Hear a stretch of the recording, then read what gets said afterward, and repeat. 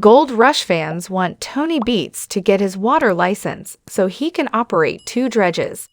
However, something from his past may be impeding his progress. Could Tony's chances of getting his water license have been ruined by his Viking funeral?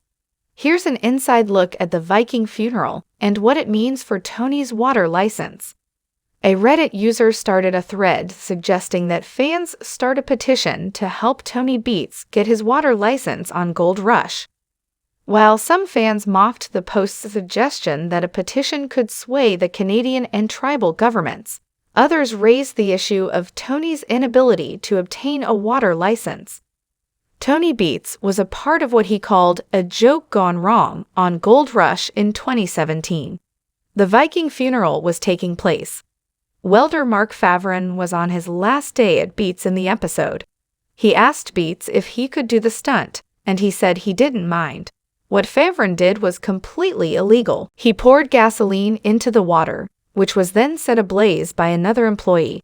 The entire area erupted in flames, and everyone celebrated triumphantly at the Viking funeral. This, however, polluted the water, and Favron was fined $1,725 after pleading guilty.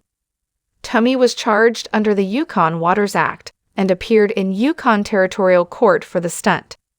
His crime was allowing the stunt to take place while failing to report it.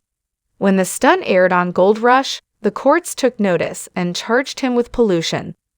Brendan Mulligan, the Yukon government's senior water quality scientist, testified that gasoline contains toxins and carcinogens.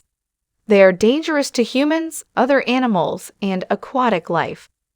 This is a big deal, and Tony got in a lot of trouble as a result of it. The Redditors who brought this up in the recent thread cited the incident as one of the reasons Tony Beets isn't getting his water license. Everyone is still ignoring that stunt. Pouring gasoline in a pond and setting it on fire for a TV show probably isn't a good idea if your company relies on water permits, one fan wrote. Others have commented that Tony does a poor job of repurposing the land after he has finished mining. Tony is not as well known as Parker Schnabel, who received an award for his efforts in this area. With the Viking funeral in his past and his other lapses in judgment, he may never get this water license. Do you believe Tony Beets will ever obtain the necessary water license?